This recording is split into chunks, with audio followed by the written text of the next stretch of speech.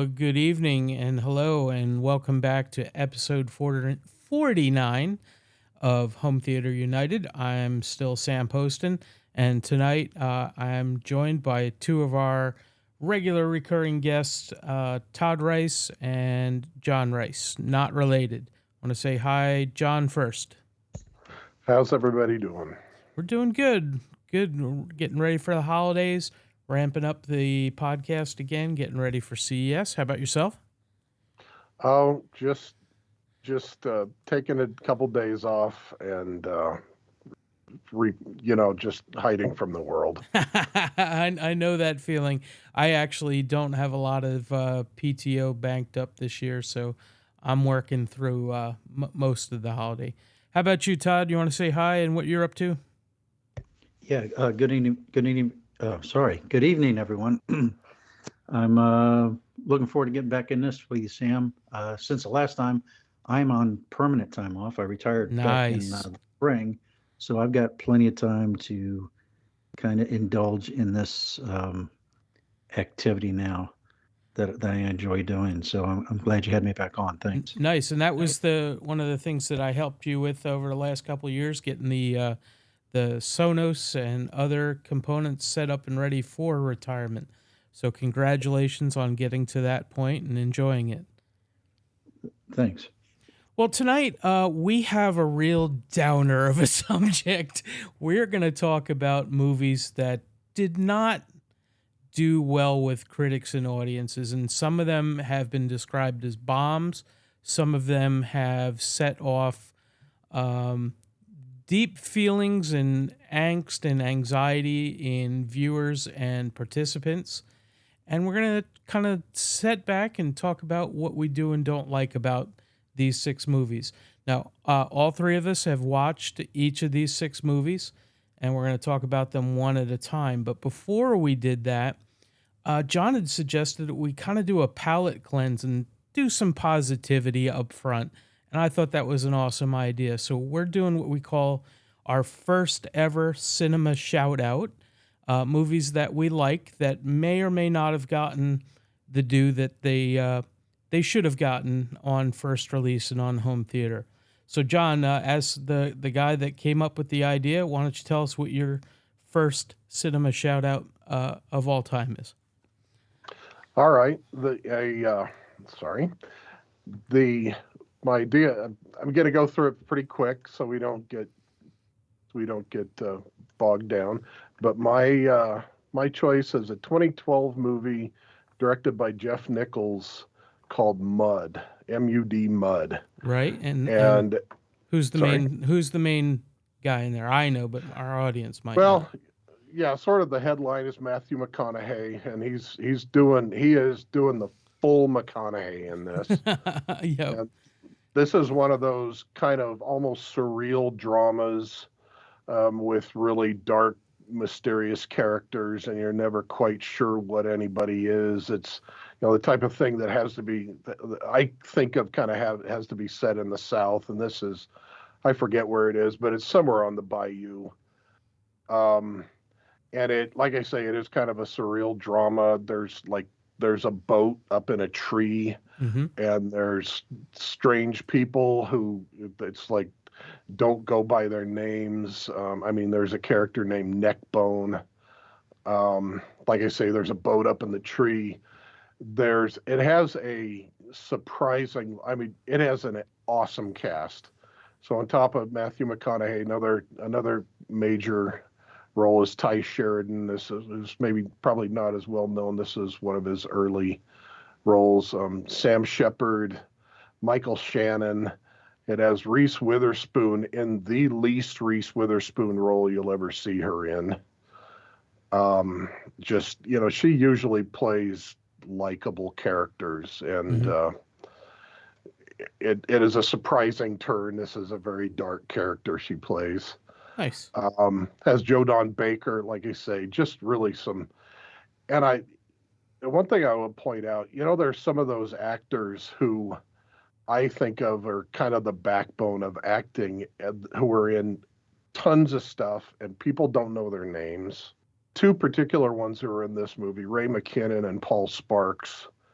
And I mean, I doubt many people have, recognized Ray McKinnon. I mean, he's got 90 titles.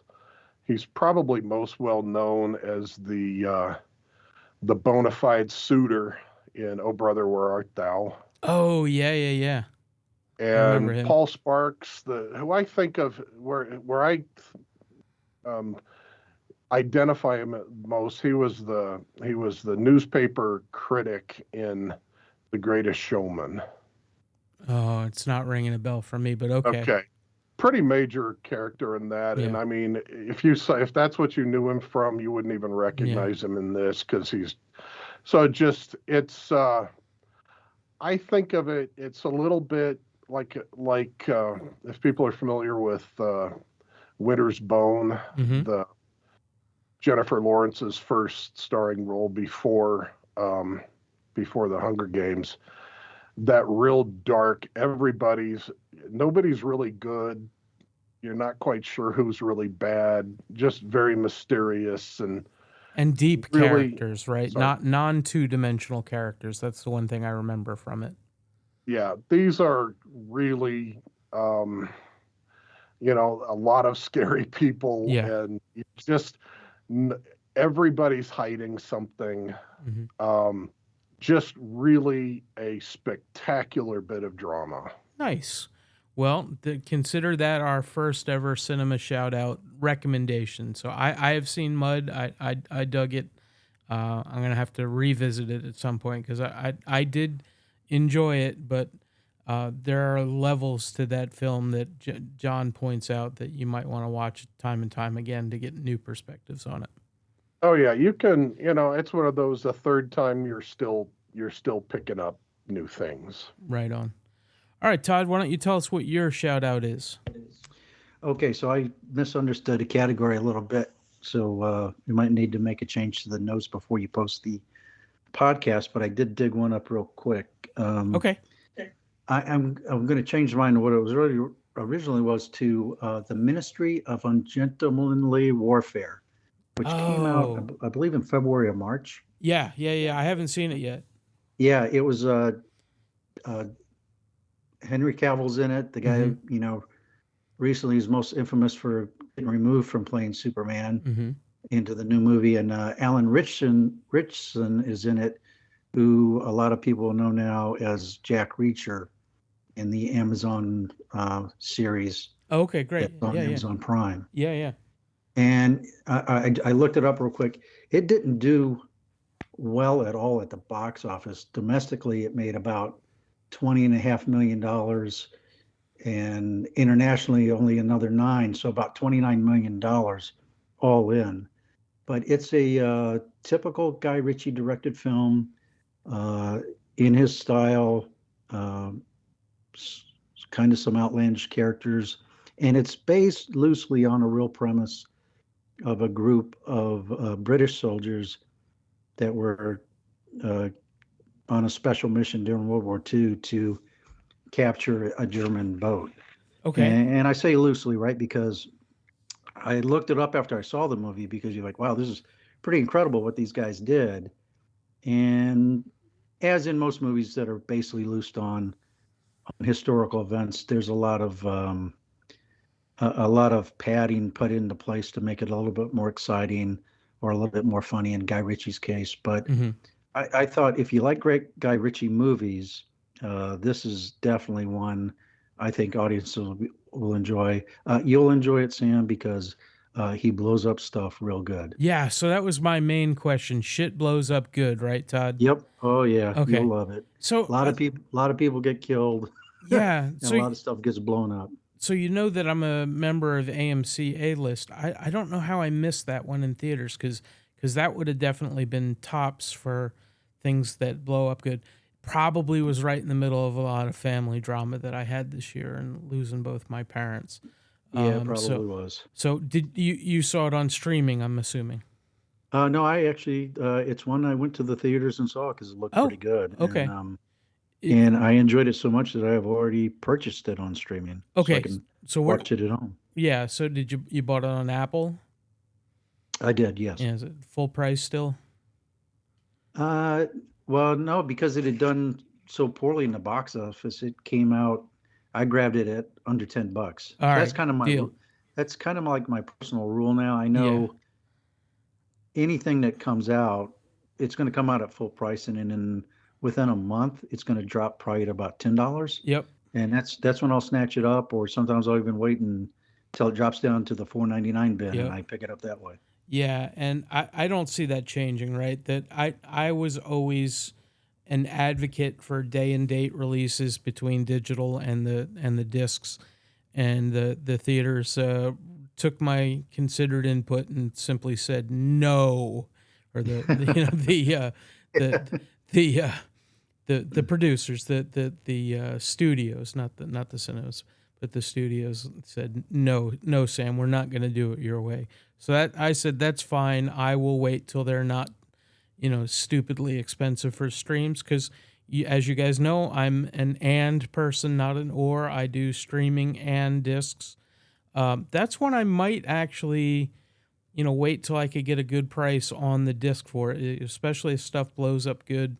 I'm down for that. So I will put it on my shopping list for Christmas, Todd. So thank you for that. That's sort of my deciding point is action movies. If it's soundtrack heavy, then I want to get the disc. 100%. Yeah. Now I'm gonna waffle on that a little bit later when we talk about one of your choices tonight, John, because it reset some of my expectations for streaming quality. But we'll get to that. All right. My own choice tonight was not something where shit blows up good, although President Camacho does shoot off some guns and some other things like that in Idiocracy. And for those who have never seen it, it is from, I just had it. It is from 2006, I want to say. I lost it. Damn you. Yeah. Okay, it's on IMDb. Idiocracy, which is a Mike Judge film. It's one of his, non-cartoon endeavors, and we know that he is very subversive with the movies that he makes. Top cast is Luke Wilson, Maya Rudolph, Dax Shepard, Terry Crews, and a whole cast of other great people that add really great contributions and a lot of quotable moments in this movie. Unfortunately, politically, we are dealing with a lot of craziness in our country. We're not going to talk about specifics here. But, the joke always was, we didn't think that Idiocracy was a documentary, and just truth is stranger than fiction these days. And some of the things that you see in Idiocracy could potentially, either be influencing the news or becoming the news anytime soon. So go in with an open mind, whatever your political flavor is. And it's a good time all around. Great quotable moments and just head slapping. How could we get to be this silly? And, just hope that things don't slide further. That's all I'm going to say about that. So, John, you changed your movie. I was prepared for the other one. Oh yeah, well, why don't we talk about that for a second too? But yeah. I've seen Idiocracy 2 or 3 times. Yeah. And so originally my movie was going to be Antebellum again, and John chastised me for having talked about that and glowing about it in the past. I just mentioned it. Yeah. It never got the attention that I thought it deserved, but I still think it's a great movie. And I have introduced it to a number of friends and family, and they tell me I'm crazy. It's not that great a film, but I stick by it. It is a bold movie. Yeah, bold vision for sure.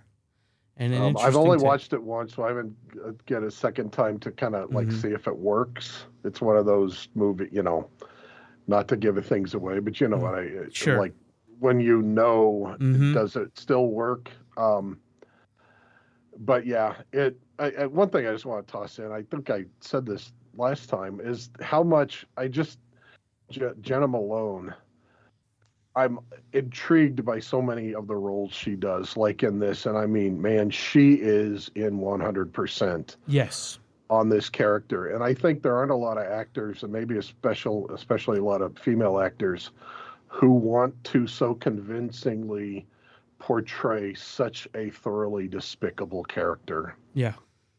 Yeah. And she really does it. She chews it up. Yeah. Yeah. All of the villains are committed to their sides of it, and the ostensible good guys, you are always left guessing. So I liked it a lot. Yeah, she and Danny Houston. I mean, they really chew up the roles. Yep. I haven't seen either one of those, so I'll probably have to check them out. I know my son has told me Idiocracy's really funny. Yes. So. Yeah, definitely. If you are a Python fan, if you're somebody who's into absurdism, definitely check it out. Well, I'll do that then. Thanks. All right. Well, that brings us to the main subject tonight, and so we're going to talk about some films that didn't do great with critics or with audiences, and we're going to go one by one without giving away any spoilers. Todd, why don't you tell us what your first movie is tonight? Okay, my first movie is, I guess, I consider my deep cut movie because it's from 1983. It is Staying Alive with John Travolta, which was a sequel to Saturday Night Fever, Saturday Night Fever was a phenomenon, right? It's Right. the movie that made John Travolta a star. And then that came out in 1977, and then a few years later, in 1983, they came out with this sequel. And I did some digging in on that. Well, here's the first fact. Here's why I picked this. It is the oldest film, according to Wikipedia, that has a 0% Rotten Tomatoes rating. Wow. A 0. Okay. I'm like, I didn't even know that was possible to have a 0%. Right. Rotten Tomatoes rating. Now I saw this. So in '83, I was 20 years old, I guess. I saw it. I enjoyed it then, and even when I rewatched it, I still enjoyed it. And back when it opened, back in '83, from what I could dig up on different sites, it had about a $22 million budget and returned $127 million. Now in 1983, so in 2024 dollars, 22 million would be about 69.5 million to make the movie, and $127 million gross back in '83 is the equivalent of about 402.3 million.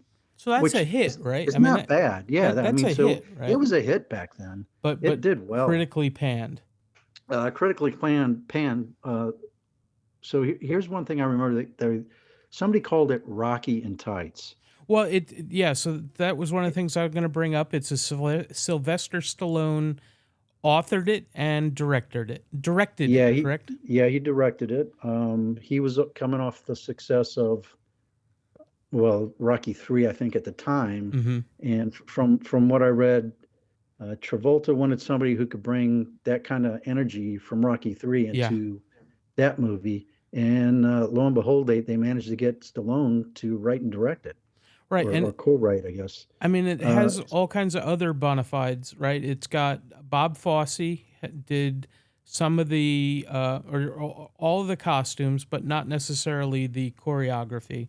But they had professional choreographers, and it's, just tremendous amounts of very high energy dance in like a Broadway setting rather than in a club setting. Right. Yeah. So do you agree with this score at this point, or have you warmed to it? Well, like I said, I enjoyed it the first time, but even I can remember, because here's what happened in my life. In 83, I also joined the Air Force. So I see this movie, and then I get into the Air Force, and I start meeting people from other parts of the country, and guys from New York really didn't like that movie. Yeah. They said, it was horrible. Especially the guys who were, I would say, the Tony Manero types. They just, for a variety of reasons, they didn't care for the film. And do you think that's because they left the clubs and went to Broadway, which is a very, very different audience and vibe, right? Right. So I think a lot of people could identify with hanging out on a Friday or Saturday night Mm-hmm. and being in a club and being with your buddies. And now we pick up Tony 5 years later, and Saturday Night Fever was a really raw movie.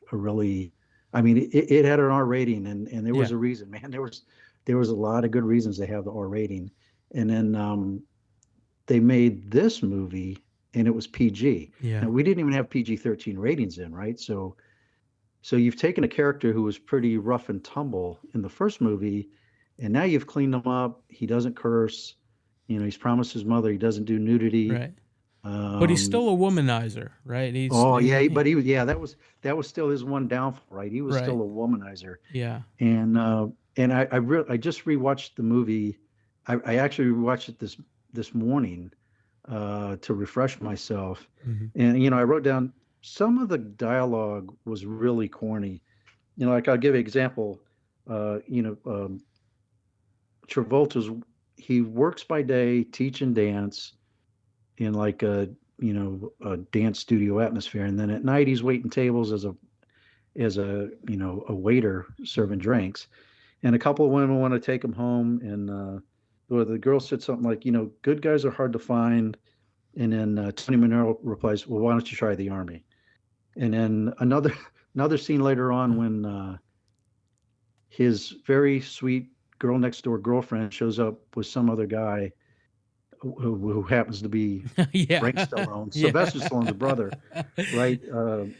He Yeah. says something to Tony, and Tony says, she's in good hands.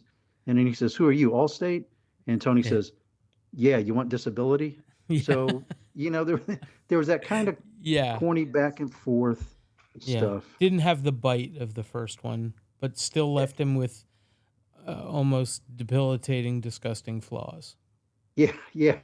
Yeah. Well, yeah, and like you said, the womanizing is just his worst character flaw, but it's pretty bad, right? Because he's Yeah. got, like I said, the girl next door stereotype girlfriend, but he wants the bad girl that's in the play or the musical, Right. and uses her to get ahead, and she Yep. uses him for a lot of and that was another line, right? Everybody uses everybody. Right. I mean, I think that's the theme of the movie is that everybody uses Exactly, everybody, yeah. especially in the city, whereas the girl next door girlfriend's, not really hurting anybody, and it's yeah. Yeah.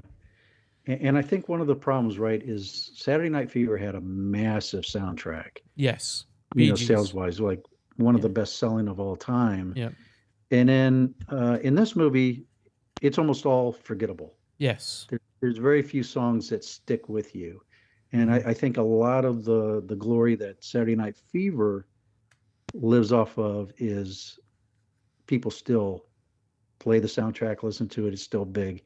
Your oldie stations, that Staying Alive theme comes on and it immediately, but Yeah. which they repeat in this film. Yep. But other than that, name one song. No, you can't name any of the songs, but there are a couple other Bee Gees songs in there mixed in with other artists.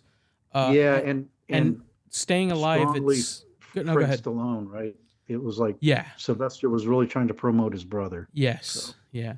And Staying Alive, the song itself is kind of like a bookend. At the end, he's strutting himself through the city again, Yeah. which had nothing to do with the rest of the movie, and completely blew off both of the women in the film.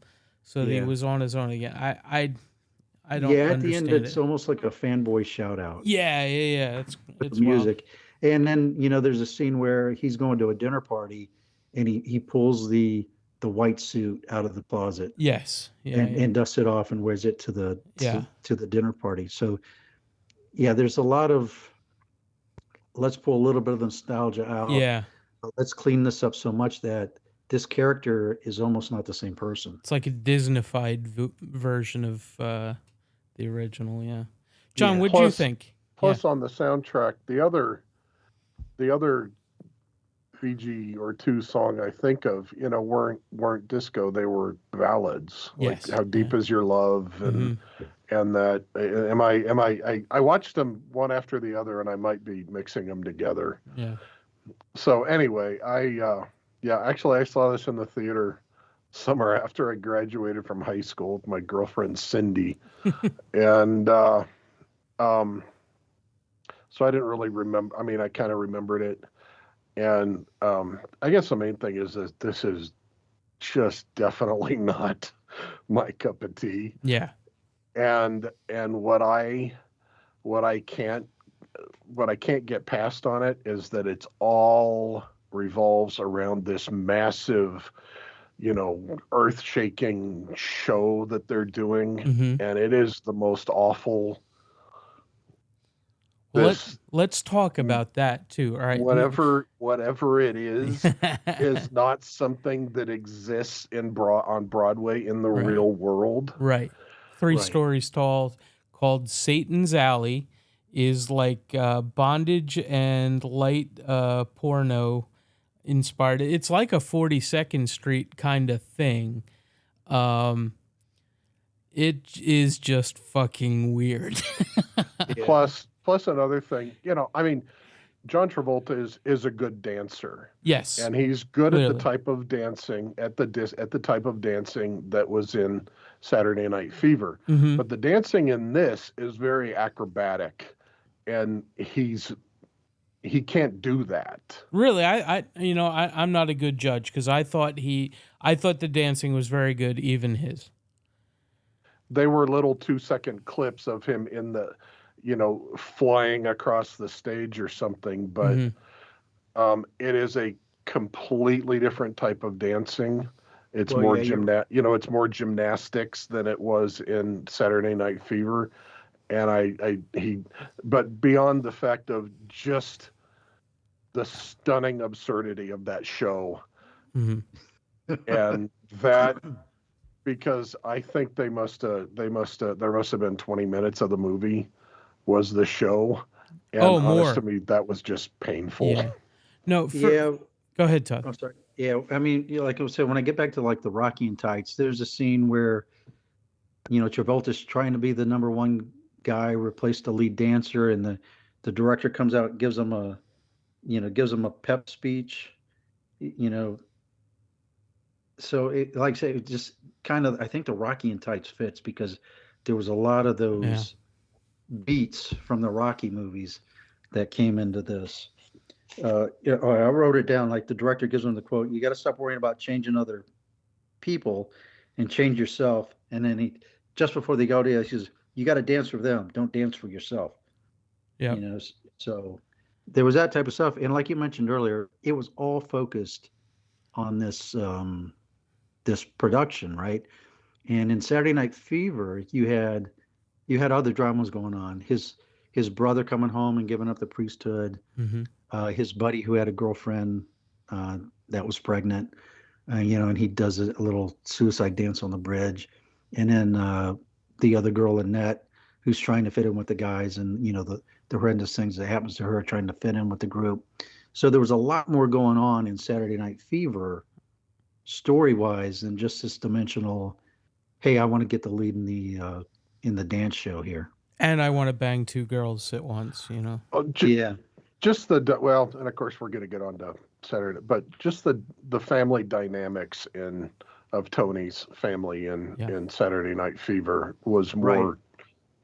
more of a movie just Yeah, and in itself. all of that was missing from Staying Alive. Right. So the one thing I'll say about this is that Travolta's claim to fame is that he is more than almost any other actor charismatic, right? He can turn you with a smile, and obviously he's using that to pick up women. But in Saturday Night Fever, his dancing was charismatic as well, and I think that was lost rather than the athleticism or the on beat stuff. I think I missed that more than just the pure skill in this one. Right. Yeah, the dancing just wasn't memorable, Right. or it was memorable for all the wrong reasons in Yeah. Staying Alive. Yeah. Well, and that aspect of him, that dancing that people had forgotten about or didn't know about in the first place. Clearly Tarantino really brought that back in Pulp Fiction. Right. Yeah. Oh, yeah. And so we've got that to remember it by, whereas we don't think about, between Saturday Night Fever and Pulp Fiction, that, this is just like a footnote in history kind of deal. All right, Todd, you got the last word on this movie. Good, bad, or worth your time or no? So after we discussed it, you've almost changed my opinion. It's a bad movie, but like I said, I just watched it today, and there's aspects of it I really enjoyed.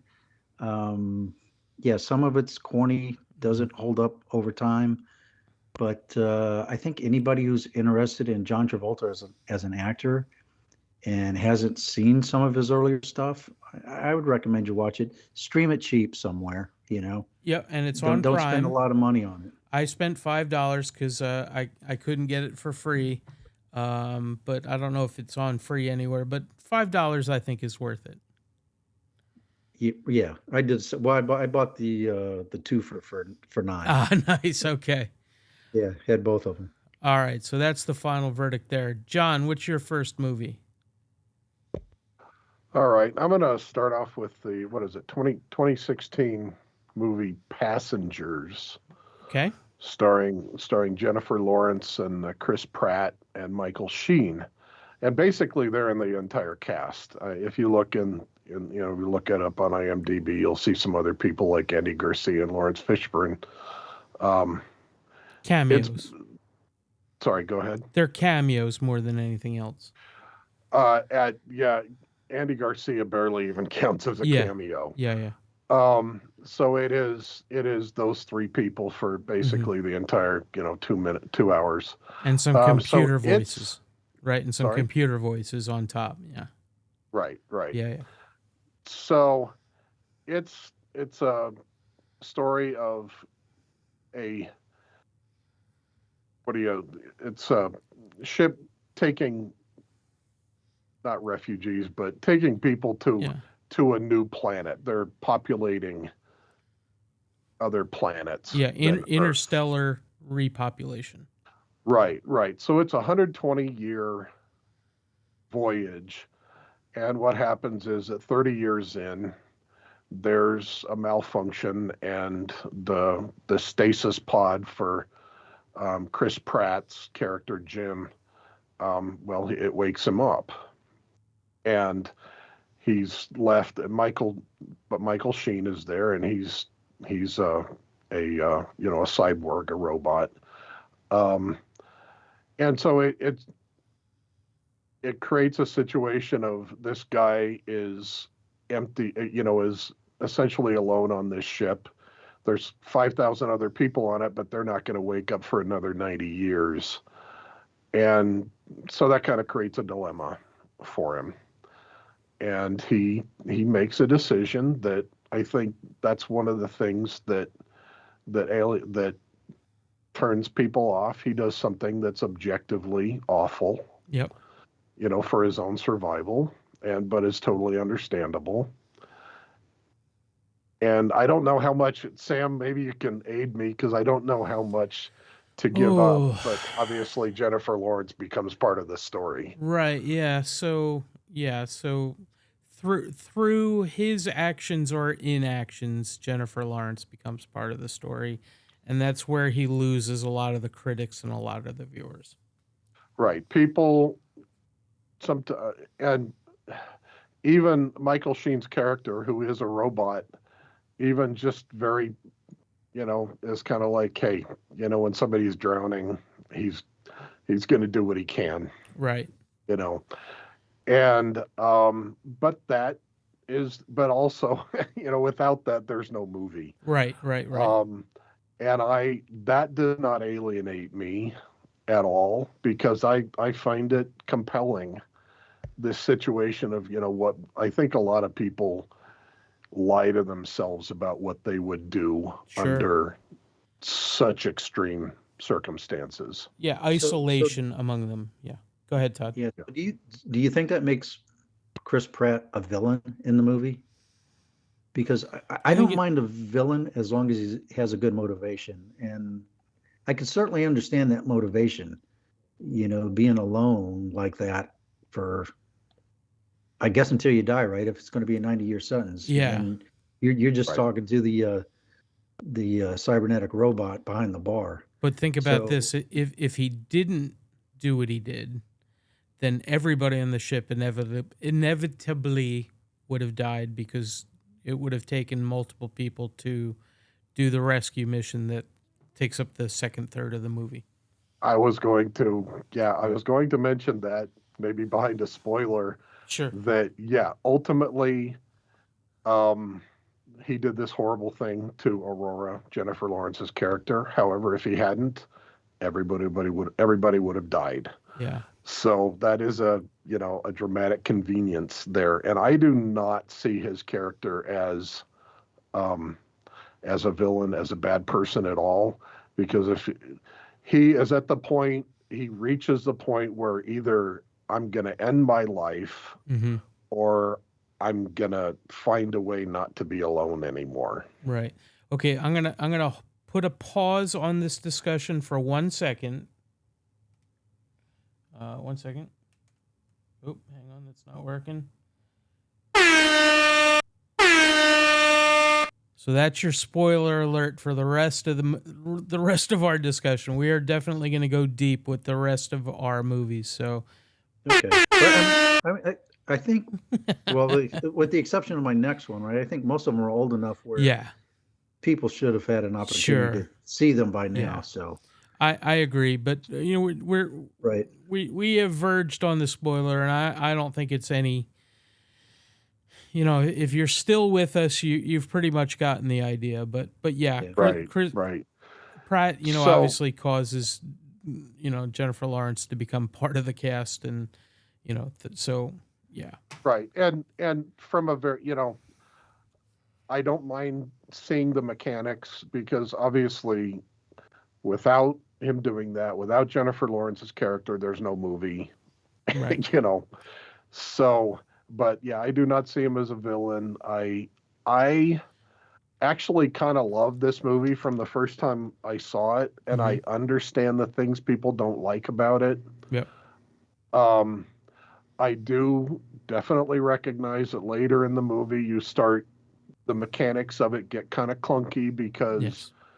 there's an inevitable conflict, and so it paints itself into a corner Yep. that it has to get out of. Yeah, and it's basically the same one that Moon was in, but there were other bodies available in a better accessible way in Passengers than there were in Moon. Yeah. Right. And yeah. so my only complaint about that is that it got itself out of that corner a little too abruptly. It probably could have done it, not just at a snap of the fingers and, Sure. oh, our conflict is over. But then there's the other thing, that there is no movie that looks or sounds better than Passengers. Yep.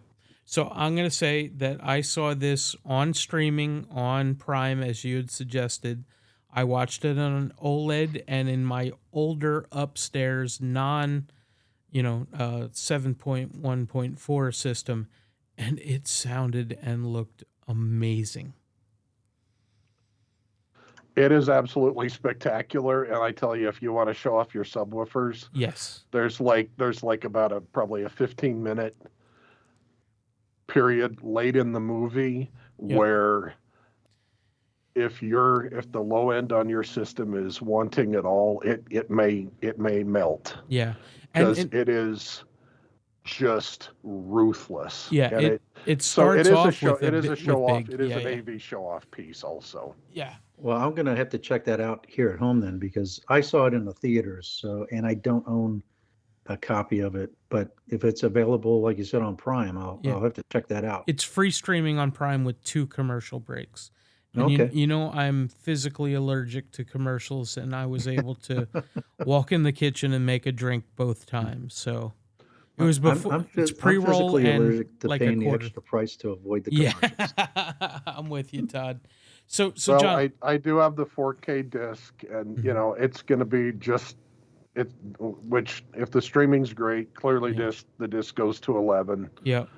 And I will say that at the end of the movie, I absolutely love the overriding theme of it.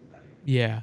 So two things I want to talk about here, John. One, I've mentioned many times that my mom was my movie watching buddy, and when this first came out on disc, I watched it up at her house with her, and we both had the same reaction that we thought he was a real dick for doing what he did, but we wondered, why didn't you just wake up a couple more folks too?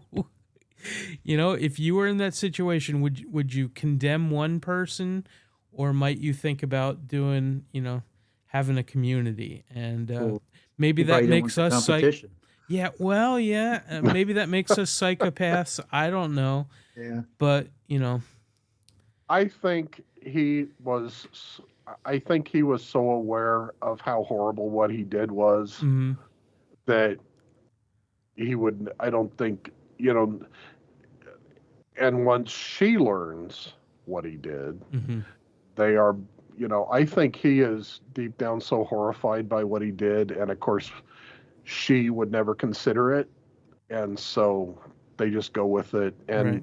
And there's also just the simple mechanics that it makes the movie more intriguing if it's just the two of them and the robot.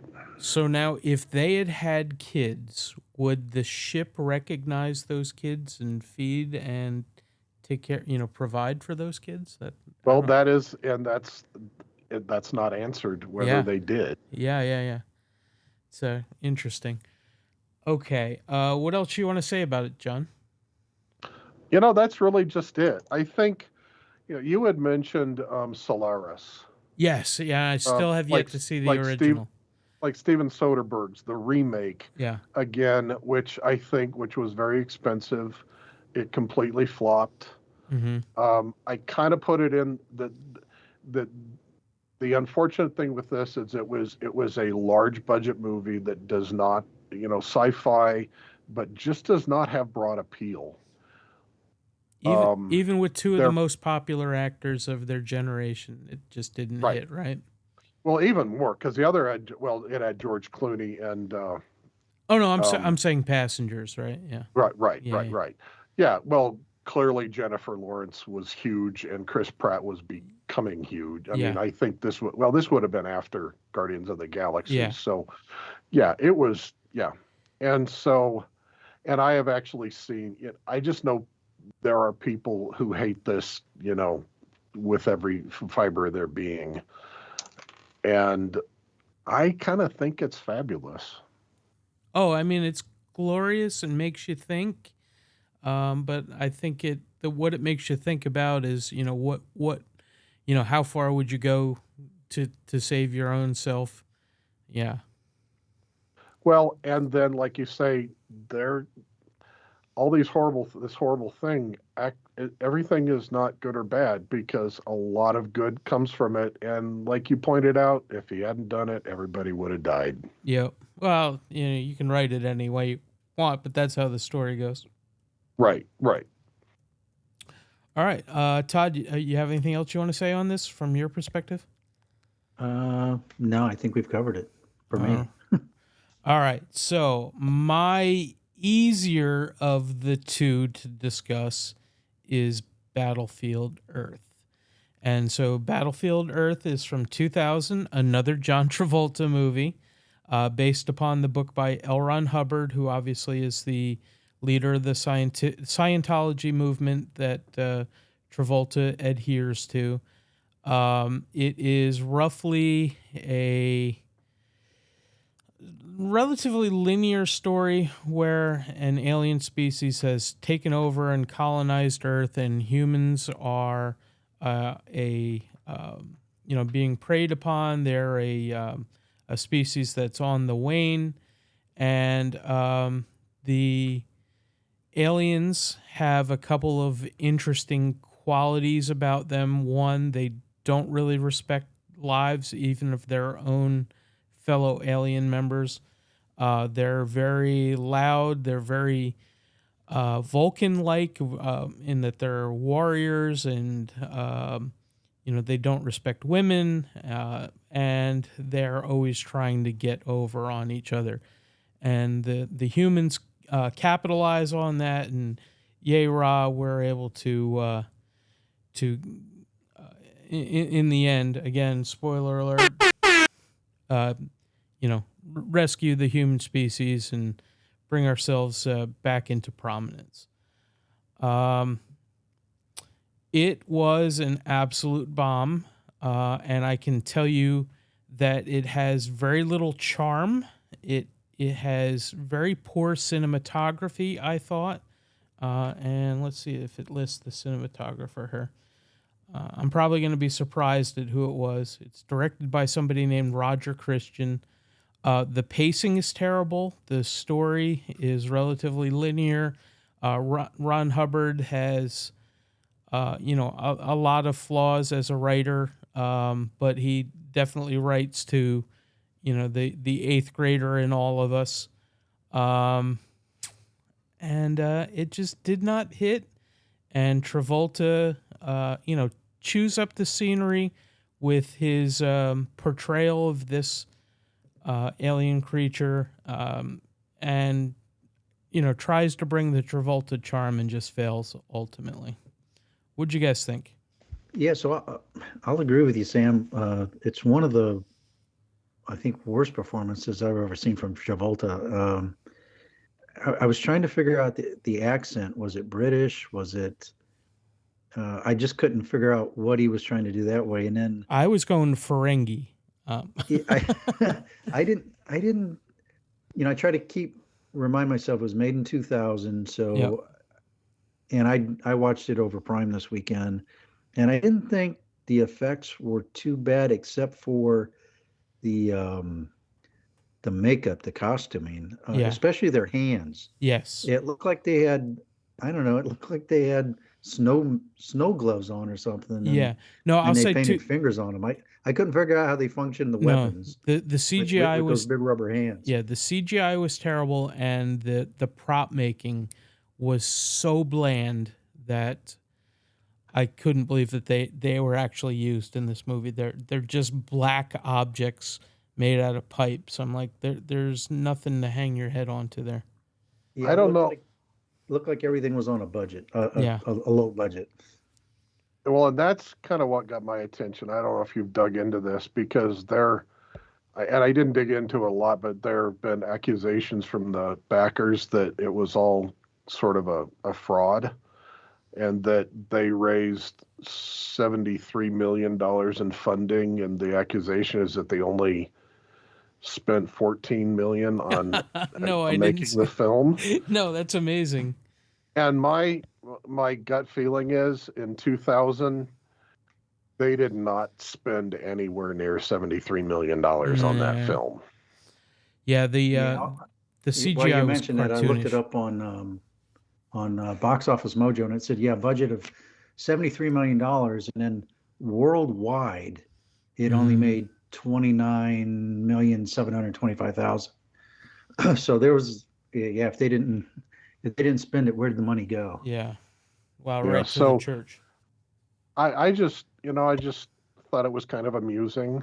The analytical side of me thought, this is what happens when the people who make a film are way too close and way too in on what it is, that they're not able to see that they need to sell it to people who aren't sold on, what, I mean, let's face it, what is essentially a cult. Yes, yeah. Yeah, I don't think we're at any risk of calling that. Yeah, made by people who are in it and not seeing that they have to make it appeal to people who aren't. Right. And I do want to say I like Barry Pepper as an actor. I've seen him in many things.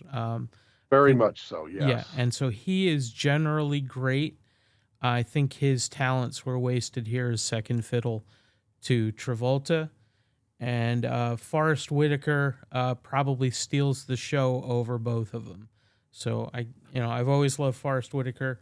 I thought this was one of his most subtle performances, given the other personalities that he was up against. So I appreciated that. I thought that was probably the one thing that I did dig about the movie was his performance.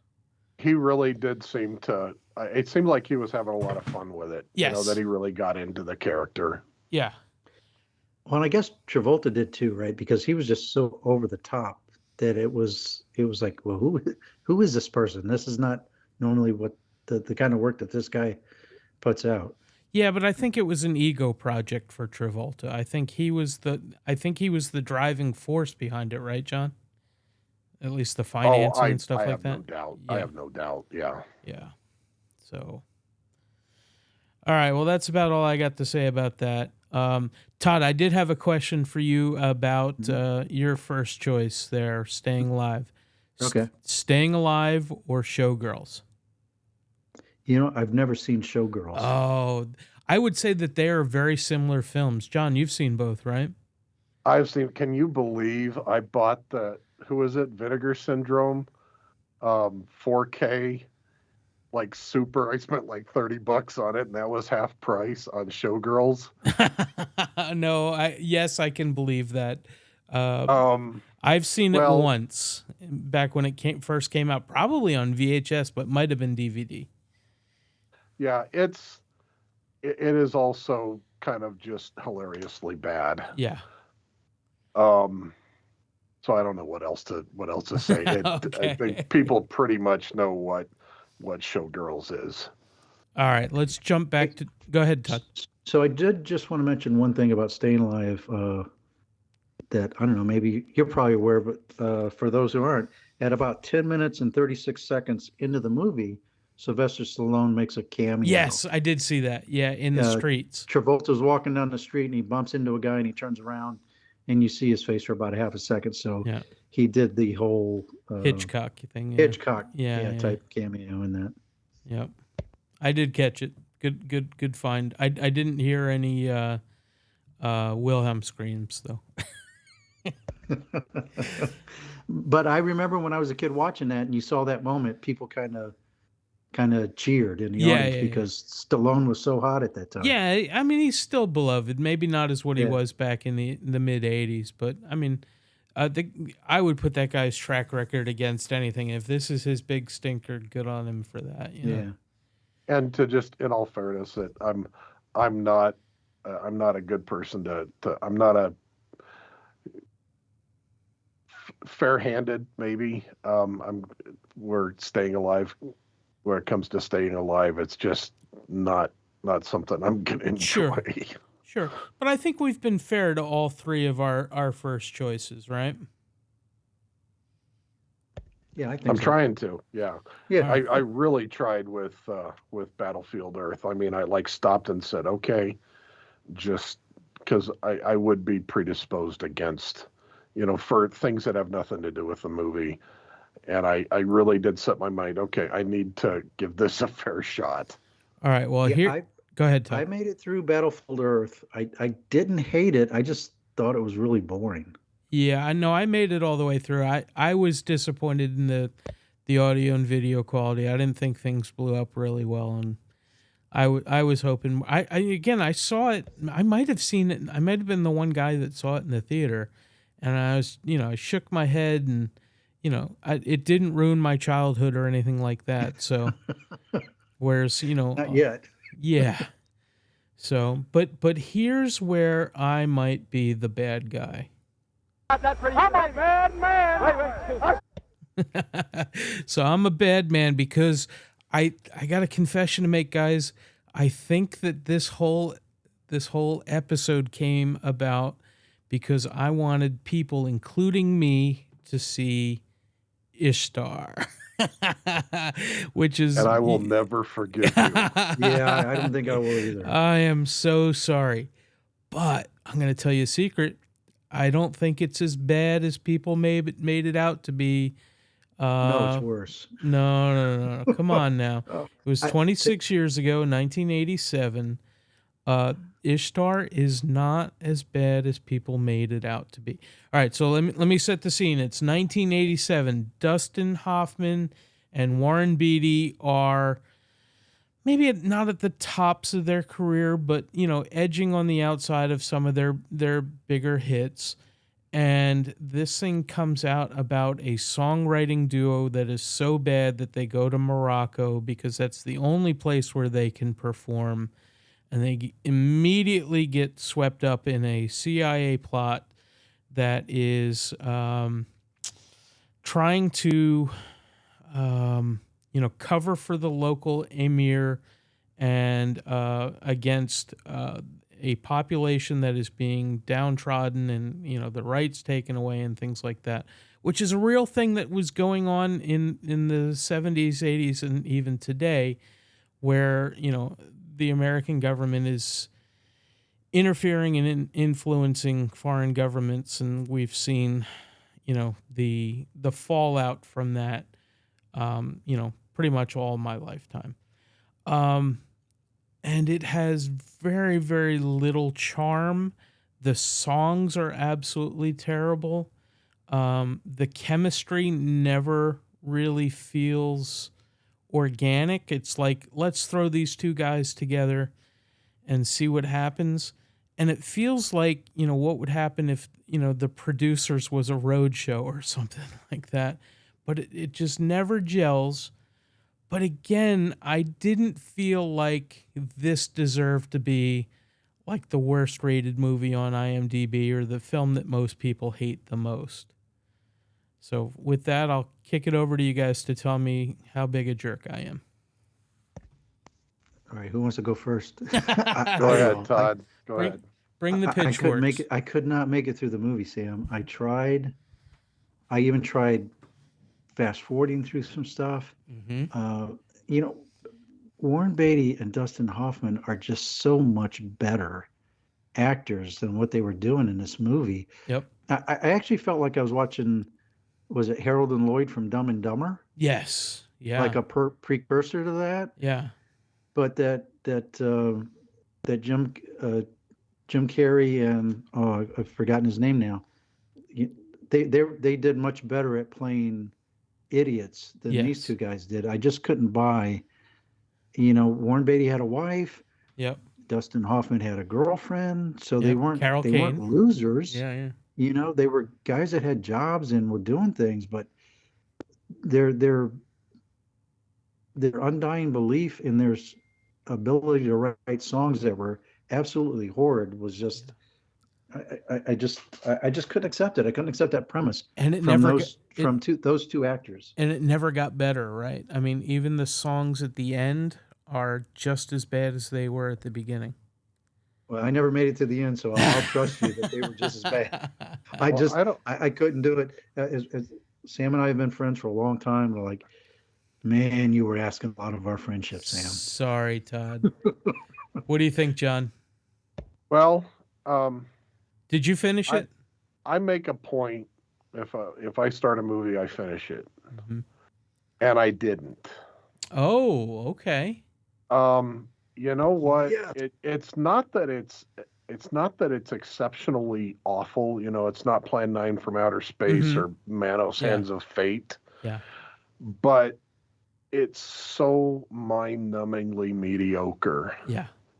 And I just design. found myself getting depressed. Yeah. And it's like, I shut it off. I intended to come back to it, and I just never did. So you didn't finish the homework, either of you. You get a no stars for the day. I just so Sam, don't need any more depression. I just looked it up on Rotten Tomatoes, and it did score it's got a 40%. Yeah, IMDb, it's 4.7 out of 10. So people have warmed to it over the years. Yeah. Have either of you ever walked out of a movie? No. I don't think I have.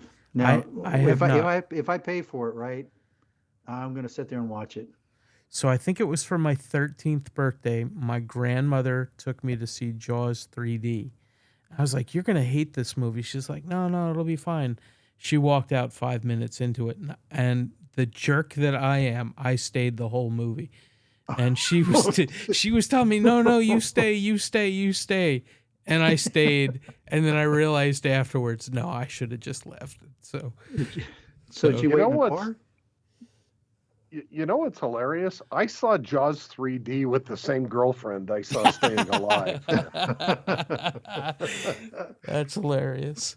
They That's must have come classic. out the same Yeah, summer. probably. Yeah.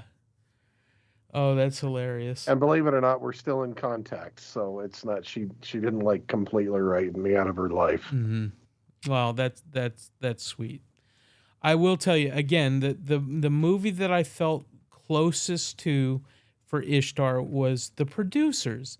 And at least in The Producers you get Springtime for Hitler at the end, right? And it's hilarious and there's a reason why they were able to pull off that, audiences actually liked that film because they had a real songwriting team behind it writing, catchy tunes. If they weren't actual good music, at least they had, hooks in them.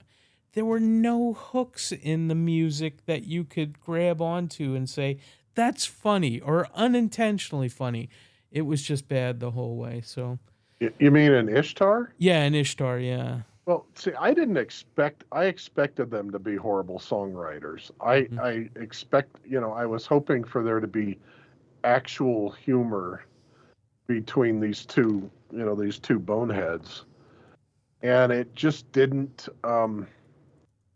What I saw is somebody writing something really, really trying to be funny, but Yeah, not succeeding in the way that like Idiocracy did. yeah. Yeah, and like Sam said, there was just no chemistry between those two guys. Yeah, it's like they were in the same movie, but really talking past each other or about each other without really to each other. You know? I Anyhow, didn't think about it that far. I just was kind of like I said, it was just making me depressed. I'm sorry. uh, mission failed successfully, I'm going to say here. So, but all right. Well, let's move on to something, if not at least more positive than something not quite so bad. John, what's your number two? Okay, so my number two movie, what was this? 2019 Brightburn, Mm-hmm. which at the time it came out was probably maybe a little more bold before The Boys Yes. was on what is it on? That's on Amazon. It's AMC to start with, though. Yeah, but it is kind of doing the same thing that The Boys is of what if you had this superhero who was just a complete psychopath. Yeah. Now the difference is The Boys is a dark comedy. Yes. And at its core, really, Brightburn is an R-rated, blood and guts, flat-out horror movie. Yeah, it's like a horror movie anti-Superman, right? Yes, and it, clearly they don't come out and say, but clearly it's Superman.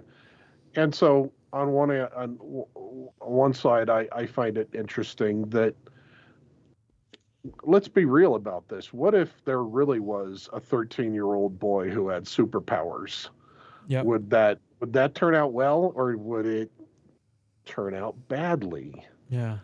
And I think it would turn out badly. Yeah. Right, because he's just coming into puberty and going through everything that a normal human person goes through, all that angst and anxiety and insecurities. But yeah, he's got really powerful things where he could get people to do what he wants them to do, or I'll kill you. Yeah. Right. So this is the pubescent boy version, really dark, like I say, horror movie twist on, like, maybe people know Ginger Snaps. Never heard of it. Which, okay, well, that's sort of, but it's more of a dark comedy, but it's taking pubescent, the girls coming of age and turning it into a werewolf Oh, story. cool. It's very cool. I mean, it is a big cult film, but this, so this is kind of like the 13-year-old boy twist on that. Except, like I say, it is R-rated. It is extremely R-rated, wouldn't you say? I mean, it is Yes. bloody. Yes. Oh yeah, there's some gory deaths in it. So And so one of the things I like is that horror movies should generally be R-rated, and most of them are PG-13, and it annoys me where this one is just like, yeah, we're gonna go and we are just gonna go full bore on it. So I like the principle. I like it's just a simple. What if a 13-year-old boy had superpowers? Have at it. Yeah. But much simpler than Passengers. I've seen it 3 or 4 times, and I really enjoy it. I really enjoy the horror aspects of it, and especially one thing I like is his mother just refuses to see what he is, until it's just too late. Yeah. Yeah. well, both parents, right? Because I just watched it last night, and I thought, yeah, here was my problem, right? Like, wait a minute, you found this kid in a spaceship, and unusual things are starting to happen, and you're not putting 2 and 2 together. So I just thought it was a little bit. I mean, there's loving your child, but at some point you got to say, well, he's not from this earth, so maybe it is him, you know? And when he starts displaying unusual strength and things like that, I thought it took the parents just a little bit too long to come around to the reality that they were in. Oh, I don't know about that, because my take on it, Todd, was how many parents do you see who do cover for kids with, psychopathic and, other dangerous and debilitating, mindsets and tendencies and things like that until it's too late. So Yeah, that's true too. if there's Dad's alarm is on pretty early on. Yeah. I mean, he's actually, if you watch it again, he's not okay with it, and and he actually figures it out, which doesn't do well for him. Yeah. Mom is the one, she really doesn't get it until the final sequence in the movie. Yeah. And I think, I think that's fitting. Yeah. He's not their genetic kid, but they see him that way. right. Yeah. Another thing for me, it just wasn't, the suspense wasn't there, right? You kind of knew from the beginning that the kid was the evil thing. And they tried all those tricks where you're seeing him real fast, or you're seeing him in this distance, but you always knew it was the kid, and you knew it was the kid from watching the previews. Right. Yeah. So that, to me, they gave away a lot. But I Just think in the that's the previews. point. I think the Yeah. point of it's one of those movies. The audience knows what's going on. They know from the moment he destroys the lawnmower. Yeah. And I think, because there are movies that are that way where it's like we know in the audience exactly what's going on, and we're watching the people in the movie not know. Yep, I agree with you completely, John. And again, I think that's, kind of the point is, sometimes you got to realize your kid's an asshole, and but Right. Well, I mean, work- there are psychopaths in the world, and every one of them had parents, so. Yeah. I worried that, if you watch the end of the movie, the kid's just sitting there with the, pudding cup or whatever, just, showing the psychopathic and sociopathic tendencies.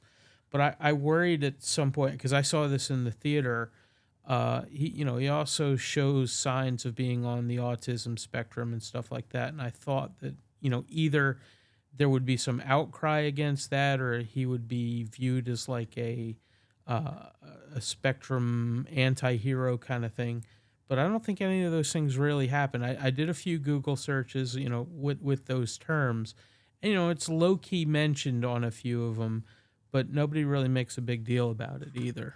So I I don't guess get maybe that at I'm all wrong. because he's No, not human, you yeah. know. So he's just I an asshole extraterrestrial.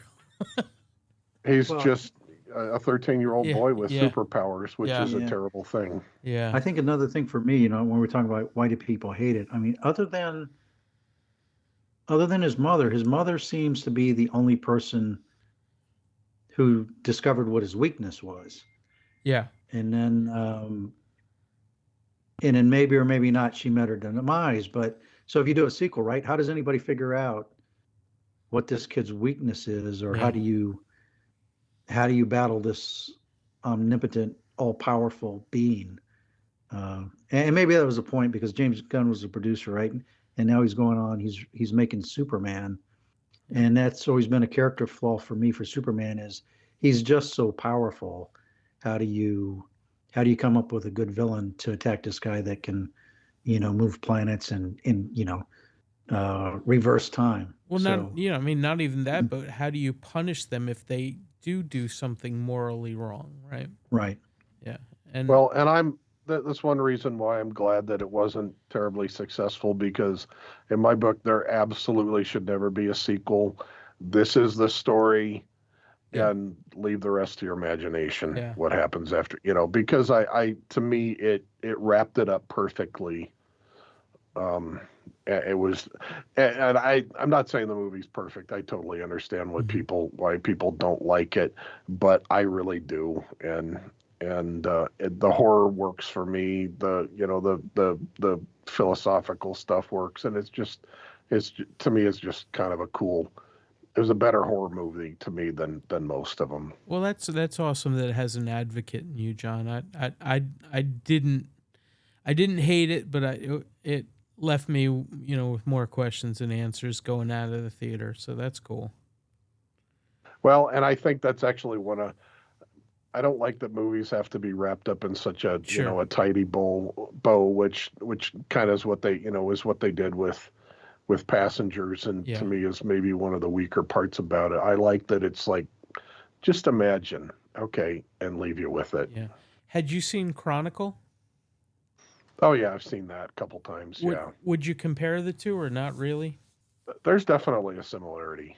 Yeah. Yeah, I mean the difference is that the people in Chronicle are human, Yeah, that's true. Yeah. and they start getting, but yeah, and um, but there's more than one of them, and so Yeah. there's one that can, there's some that can stop. Because if I remember, it's really only one of them who goes completely. Rogue. Yeah. Yeah. But there are the others who. Yeah, it's been a little while, so I've seen it a couple times. So yeah, they're definitely um, there are some similarities. It's just this is kind of cranked up a little Gotcha. bit more because he really can destroy anything he wants. All right. Well, I think that's a good point to put a pin in it, unless either of you have anything else you want to say about it. No, I probably already said too much. no, I'm good. All right. Well, let's have Todd bring us home with his second selection. Okay, so my second selection is certainly much more current. It is Joker, and I'm going to do the French. It is Joker Folie à Deux. Mm-hmm. I hope I pronounced that right. I looked it up phonetically. Joker 2, and Folie à Deux translates into madness for two. Yeah, it's a And shared madness. what's that? It's a shared madness. Yeah, it's a shared madness. And when I looked it up, that was out in October, just a couple months ago. Yeah. It made $58 million domestically, and another 148 world international. So 206 million. But they don't seem to post the budgets on the newer films right away. So, Yeah. but I think everybody agrees it really did poorly. It did badly, and I watched it. It's streaming on Max. Mm-hmm. And here's what I'll say. I if you took the music out, I thought it was a pretty good movie. I thought so let me back up a second. When I first heard about this coming out, and they said it's going to be musical, I said, they're doing what? Yeah. And everybody I talked to said, they're doing what? They're making Joker a musical? Everybody I talked to thought this is not a good idea. And after watching the movie, I still think that was not a good idea. Yeah. It seems like, all right, we got Lady Gaga, who is she's a decent actress. She does pretty well, but it seems like, oh well, if we're going to put her in a movie, we're going to have her sing. Yeah. And I just don't think the singing was necessary. I don't know that I want to talk about it too much to give too much away, but I just thought, well, and it opened up with like a Looney Tunes animation scene Yeah. from like the 1940s, the World War II style animation and all that. And I know my son told me some of his friends had walked out like within minutes, and it could have been that opening scene alone, right? Of Yeah. of him singing about his shadow and all of that, and people just go, all right, this isn't going to work for me. So yeah, without talking about it too much and giving too much away, I think the reason people hated it was because they put songs in it, and the songs really didn't like tie the story together or carry it through for me. Yeah. I thought Joaquin Phoenix and Lady Gaga did good work, as actors. I just don't know what the director Todd Phillips was thinking when he said, "Hey, this will be a good idea. We'll make it a musical." Well, my issue with it and Joker before it is, what are you trying to say, right? And so with Joker, at least there was, this is the end result of, childhood abuses and mother's lies and loneliness and living in the city and dealing with all of those stresses, right? I get that. I don't know what they're trying to say with Joker 2. It's, there's the whole courtroom sequence that is examining his life, and obviously, the decision to defend himself, and he lets him vamp a little bit as a semi-Joker. I just don't know what the point of the film is. What are we supposed to take of this? Are we supposed to be sympathetic to Joker? Are we supposed to be sympathetic to Arthur? Are we supposed to be titillated by the violence or abhor it? What do you want me to take from this, Todd Phillips? That's Yeah, where I'm it's interesting. It seems to be an exposition into mental illness, right? yeah, And what people are pushed to, and abuse. and how people are attracted to that because he has a following. Yeah, A lot of people are behind him and wanting to see him get freed. And this basically takes place. The movie takes place in two places: Arkham Asylum and the courtroom. right. So it's pretty compact and pretty dense. But you're right. What did they want us to take away from this? And I don't want to give away the ending, right? And I think, Yeah, but with the ending, a lot of people were upset because it completely flipped everything you've been watching to go, oh, wait a minute, yes. Like, I don't want to give too much away, but it's like, well, wait a minute, have I just wasted all of Yes. my time over the two films? And I think Harley is saying the same thing. Did I waste my time on you on mistaken presumptions? And Right. so his following does too. And aside, oh my God, it's crazy to see, like, in the real world, like somebody like this Luigi guy who killed the healthcare guy get a Right. following in it's, Yeah. and so if Phillips had made some kind of statement about, these people that are following, psychopaths and things like that, and what that means to society and things like that, I'd have had a better understanding of the film. But there's just nothing said.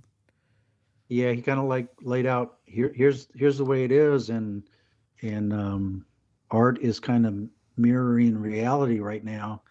But he didn't say anything either way about it, positively or negatively. He just said, "Here it is." Yeah, the state of our society with how we treat the mentally ill and the lonely and the those with abuse in their past. Yeah, that sucks, and it can turn into this. Now what? Well, you want me to chime in? Yeah, jump in. So my main problem with the movie is that it's a half hour too long, Oh, I'll which buy is that too. common, Sure. which Yeah. is common these days. Uh, Um, but that's also because they made it a musical and did this spectacle out of it, right? right. Okay. So, I can't say I understand what Todd Phillips' point was with either movie, but it's one of those it's one of those movies I just think it is what it is, Mhm. and everybody decide if they have something to take from it. I know it's hard for me to explain. Um, I kind of got it. I mean, it's not like it's something that I related to, Yeah. but I get what's going on, and like you said with this um this guy who killed the.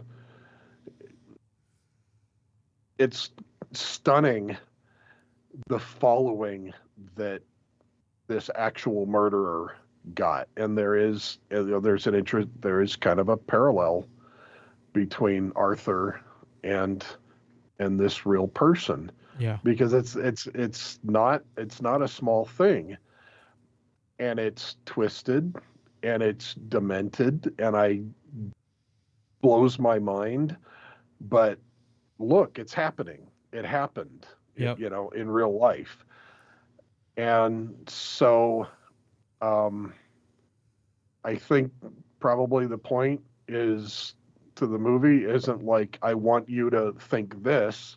It's like throwing something out there, and what do you take away from it? Yep.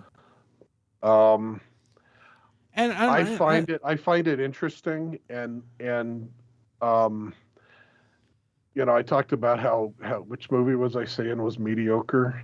Um, oh, Ishtar. it was Ishtar, right? Yeah. And I mean, both of the Joker movies are a lot of things, but they are not mediocre. I No. mean, they are intriguing, and what I like is that there are no answers. And the bizarre thing, when it got to the end of the movie, I was like, yep, that's how it goes. Yeah, You I know? guess my perspective is that there are strong characters and strong portrayals and, what depth to those characters, but there's no real perspective on the problems that they're facing. And I find that frustrating. I'm not looking for all the answers, but I'm looking for a little perspective, and I didn't find it here. Well, I think the perspective is in the viewer, Yeah. Well, and it's Well, I and I that think it's my interesting because it gets us talking about this, right? Mhm. What is the point? Is it mental health? Is it child abuse? Is it several different things? So I like when a movie makes me think about something. I just think Todd Phillips could have done a better thing of telling us what he's doing. Right. Well, and you're saying that there are things to think about, but the only answer here seems to be violence of multiple different levels, right? Right. And I don't see that as the answer. So I guess that's what I'm looking for more than anything. well, but the movie doesn't glorify his violence, does it? No, Some of the culture in the movie yeah. glorifies it, but I don't think the movie is glorifying it. Right, but there's also like no consequences for any of the violence that he perpetrates or that's been perpetrated on top of him other than revenge.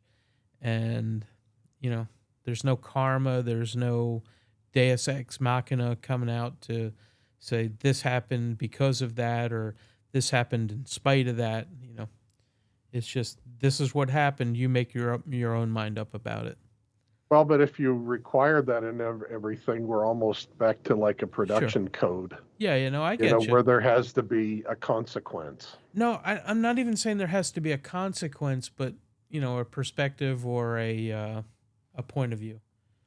Yeah. Anyway, Well, for me, like I said, I totally understand why people hate it.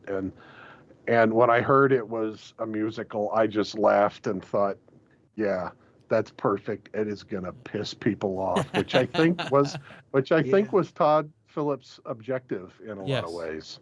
Mission It's accomplished. interesting to me because he seemed to be trying to build a world, an alternate DC universe. I mean, I'm not giving anything away. Harvey Dent was in this movie. Yes. He had Gaga as a person. Her name was Lee Quinzel, which is, it's Harley Quinn. Come Yes. on. Well, So isn't Lee Quinzel who becomes Harley Quinn?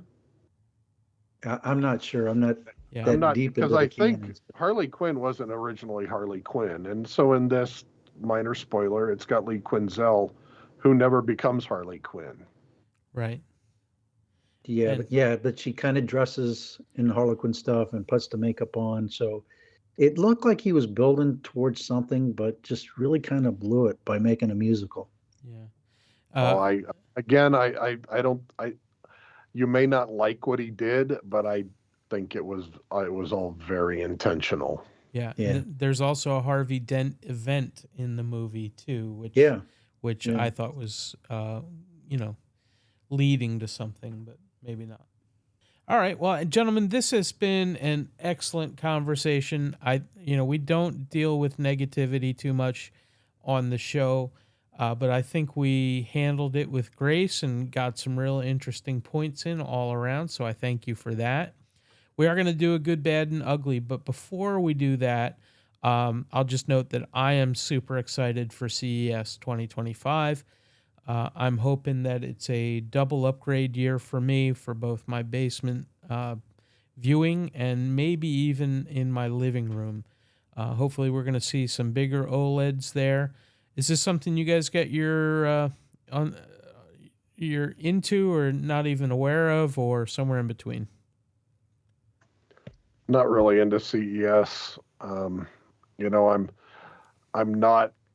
not really a display guy for that end of the stuff, and I've got a Vizio, their higher end P series in my home theater, and that's perfectly good for me. I have wondered about moving up to an OLED, but the sound is always first for me, and actually the first for me is music. Mm-hmm. And enormous displays and projection and all of that are all negatives. I mean, they all have negative results for the sound, especially for music playback. So anyway, I'm pretty happy with my Vizio. Gotcha. And I will note, we probably haven't talked since I've done my sound upgrades, but I did finally take your advice and get a amplifier, an Emotiva, and I've been very happy with that so far. So thank you for that, and thanks for coming on the show to talk about that in the past. So it's very much appreciated. So you like but you also upgraded your subwoofer too. You got a sealed. Yes. You got a, what did you get? SB17, baby. Block rockin' beats.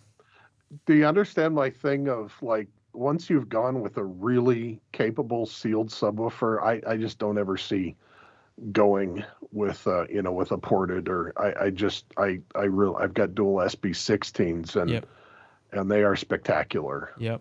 I can't sing its praises enough. I do have to protect my hearing in my basement now, so but very, very happy with that. So thanks again. Todd, how about you? Any future upgrades planned? Or are you pretty much set for retirement with what you've got? Well, there's always a possibility All right. Well, because I it's like to like hear you that. said, you told me I shouldn't look back. I Mm-hmm. should never look again, but I have. And Yep. there's things that look interesting out there. Of course, I got the Sonos set up in my living room. Mm-hmm. And of course, as soon as I got the setup, they come up with upgrades on everything. Of course. They've probably done 2 upgrades since I set up. So Okay. I Well, don't know. In CES, is that the thing in Vegas? it sometimes in Vegas, sometimes in other places. I think they're in Vegas this year. Okay, I'm gonna have to talk to you about that. I might like to tag along sometime. Oh, I Uh, haven't been since 1998, and that's a story oh, for really? another day. I Yeah, thought you'd yeah. been more frequently than No, that. no, no, no. I travel vicariously through the YouTubes. Okay. Yeah. All right. Well, you know what that means, gentlemen. It is time for our featured feature, the good, the bad, and the ugly, with the always entertaining ecstasy of gold bringing us in. Who wants to go first with their good, bad, or ugly tonight? I will. Okay, jump in, Todd. Go ahead. So mine is tied back to my first movie tonight, Staying Alive. I'm going to go with Saturday Night Fever, the prequel to Staying Alive. For those who don't know that's the movie that made Travolta, right? That made him a movie star. It is the first movie, well, and maybe the only movie I tried to sneak into when I was underage. I think I was like 13, 14 when it came out, and I tried to lie to the ticket taker what my age was, and I was there with a buddy, and I remember the young woman says, "Well, what year were you born?"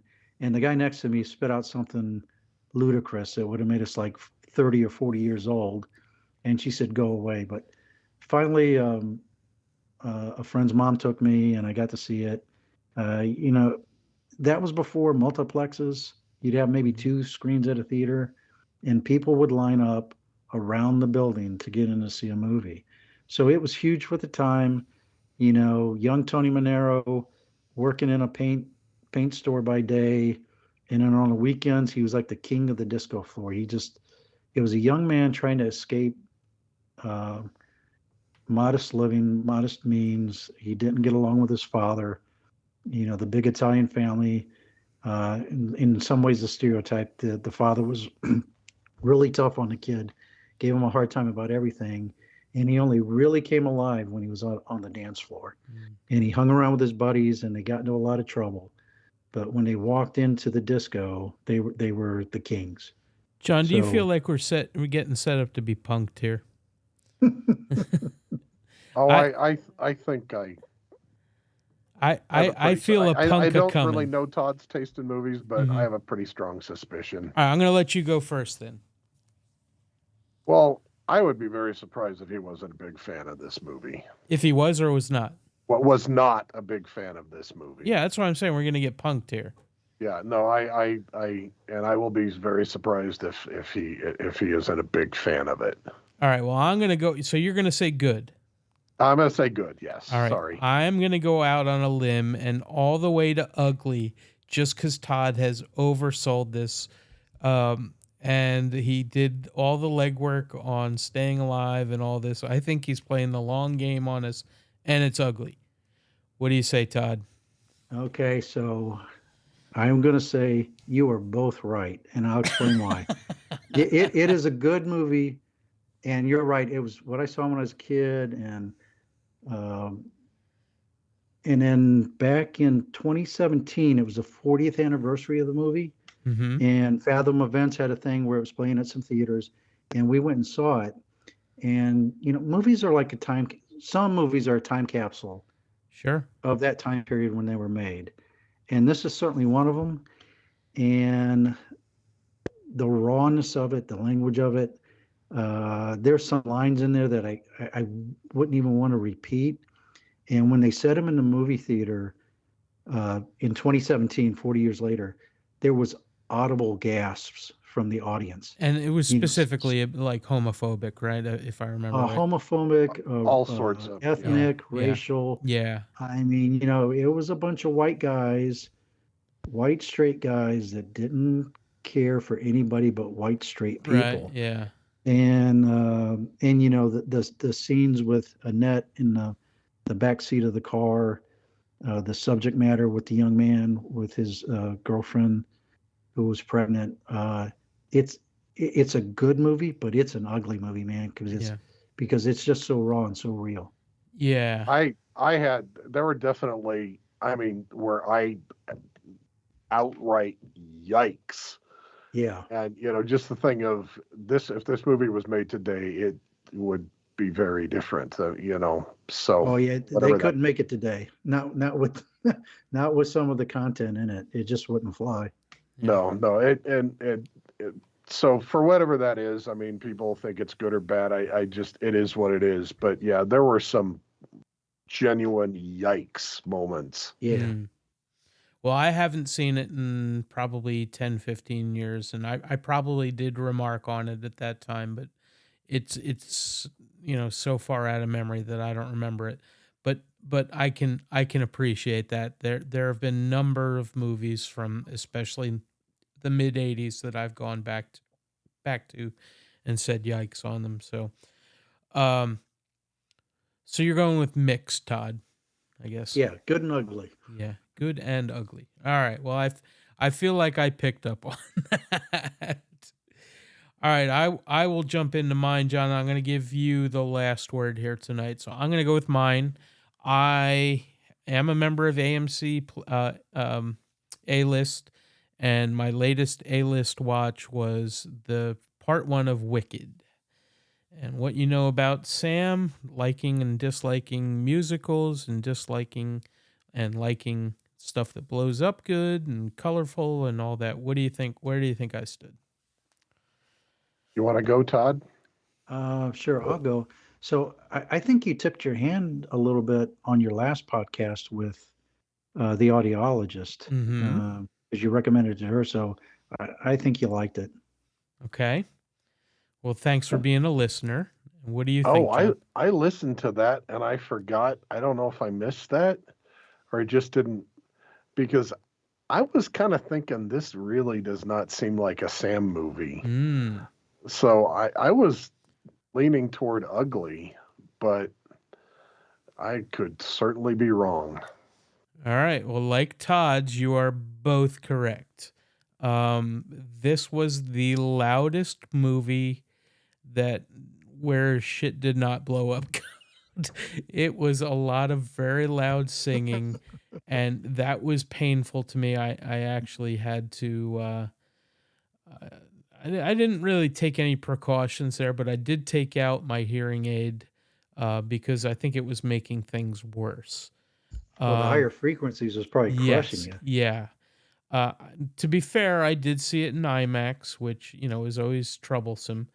But I think I'm going to start bringing etymatics with me to those because I do like the rumbles, but I don't need the high frequencies. Um, Content wise, I had never seen the play. My family are fans of it, especially my niece Katie Bean. She loved it and was singing it the whole week before I got to see it. So I knew a couple of the songs to look forward to, and she was right; those were great. Um, I was a little wishy-washy on the characterizations. Um, I thought that that both had their pluses and minuses. Obviously, I don't enjoy the whole airhead side of the good fairy, and I didn't necessarily relate well to the troubles that the eventual Wicked Witch did have. And you'll excuse me for not remembering their names because um, this is not an all-time favorite for me, but it's not neither good and it's not neither ugly fully, but has parts of each. So somewhere in the middle. I'm somebody who loves musicals and who loves The Wizard of Oz, and somebody who loves all that entails. Is absolutely gonna love this. It's lickably gorgeous in every every frame. The sound is amazing. But I think, and I probably will buy this for home, but I'm not going to listen to it at reference level, and I may need to put on some subtitles because there were a lot of lyrics that I could not catch, and that was frustrating. And I'm usually pretty good at picking those up. Well, you could always go back to the, they're going to re-release it soon with Sing Along with the lyrics popped up, Sam, so you can see it again. No, I think I'm going to pass on that, but thank you so much. You can join in. Well, like I'd said in the, in the thread of the last podcast, reference level is criminal. I mean, reference level it is painful. Yes. Yeah. And dangerous. I wish it didn't exist, or that it was a good at least 5 dB lower. All right. Well, I appreciate that. We got one more. Okay, I guess that's me. Okay. Yep. So mine is a 2012 adaptation of a popular novel, The Perks of Being a Wallflower. I have not seen this. Have you, Todd? No, I've not. Okay. So tell us about it, John.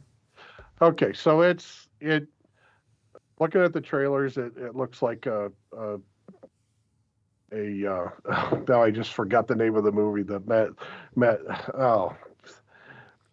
anyway, it looks like a typical teen rom-com.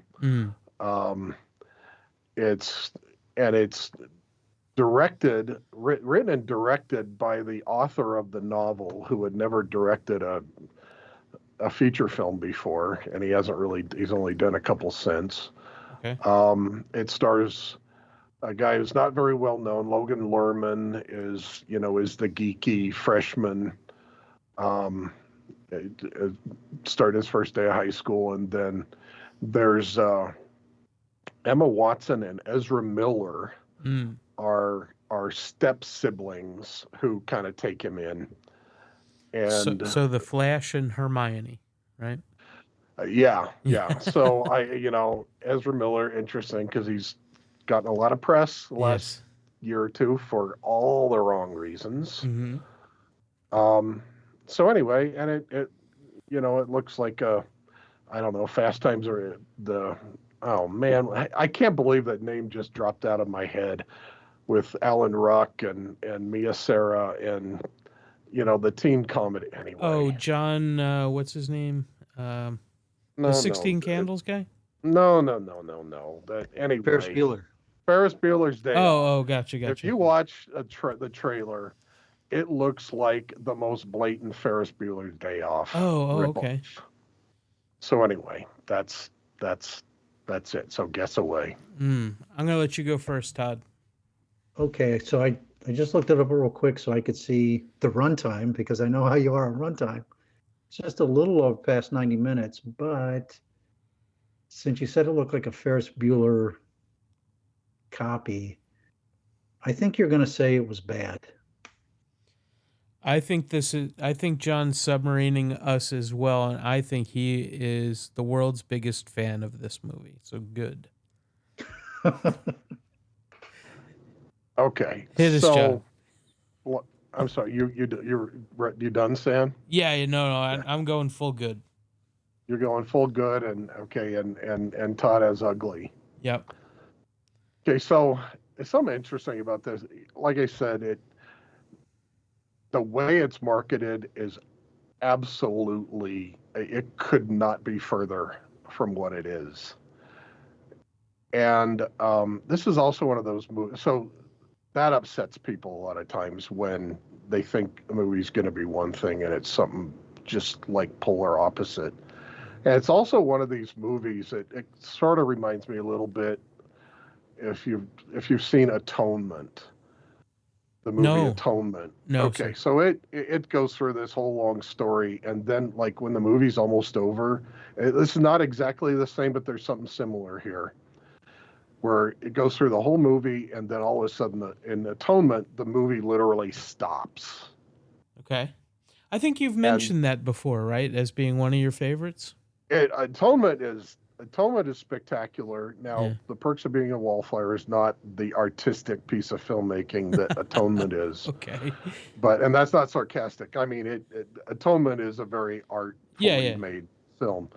So this one, there are so many things to upset people because not only is it absolutely not what it's marketed as, it has it does this thing kind of like in Atonement. It kind of the same result, but not the same way, where all of a sudden, when the movie's almost over, bam, it just changes. So this is a sorry to be so drawn out on this. This is a movie that had been, kept popping up in recommendations for years, and I just never watched it. And I think it's one of those things where you need to see a movie when you need to see them. Sure. Because when this movie finished, I just kind of sat there stunned, like numb. Oh, so in that you weren't expecting to appreciate it, or it mentally drained you? Right. Well, it's definitely draining for people who, I think it's either gonna click for people or it's not, and I don't think there's much middle ground. But yeah, I was amazed by what it did, where it went.